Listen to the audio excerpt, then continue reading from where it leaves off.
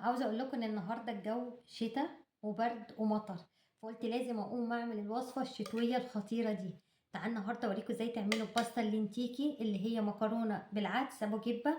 خطيره، اكله شتويه بتدفي فعلا في الشتاء. مكوناتها بسيطه جدا واعتقد مكوناتها موجوده عندنا في كل بيت. شايفين جمالها؟ بصوا، تعالوا النهارده اوريكم ازاي تعملوها بكل سهوله. الوصفه المحببه المشهوره هنا في ايطاليا بيعملوها على طول وخصوصا في الشتاء. تعالوا النهارده اوريكم ازاي تعملوها بكل سهوله. يلا بينا على طول نبدا في الفيديو.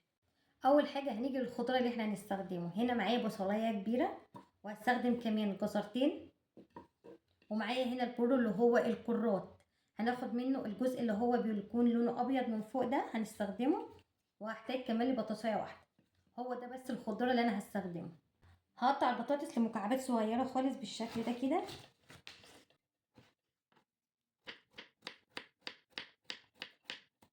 وهقطع كمان الكرات قطع صغيره برده بنفس الطريقه كده، وهقطع كمان الجزر مكعبات صغيره.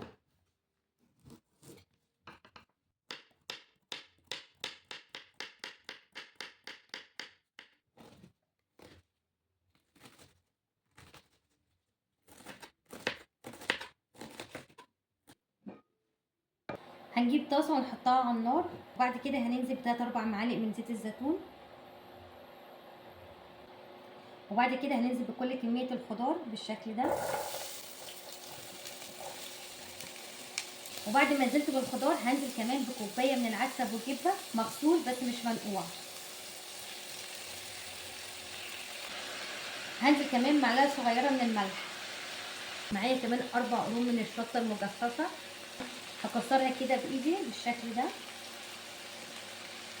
بس ما تزودوش منها كتير عشان هي سبايسي قوي.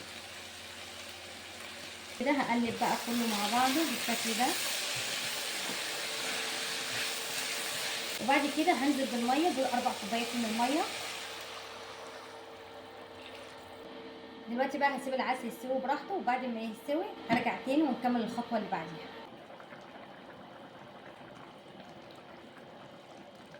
هنقلبها بالشكل ده كده.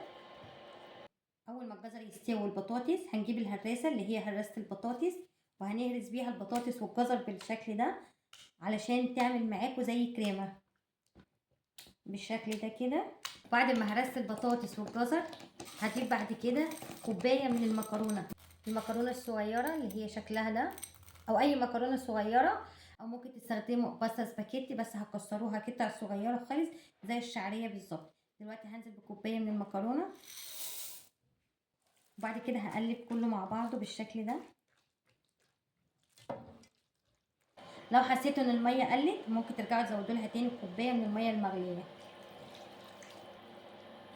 هنقلبها بقى، وبعد كده هنغطيها ونسيبها لغايه ما المكرونه تستوي. كده خلاص هي بقت جاهزه. اول ما المكرونه تستوي خلاص هي بتبقى جاهزه. هنقفل بقى النار ونبتدي بقى ان احنا نغرفها. لازم تتقدم وهي سخنه.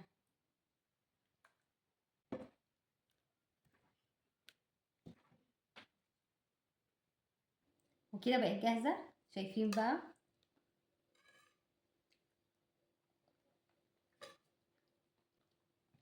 عاوزه اقول لكم طعمها رهيب، حلوه جدا خصوصا في ايام الصيام. طعمها حلو جدا، من الاكلات المحببه عندنا كلنا.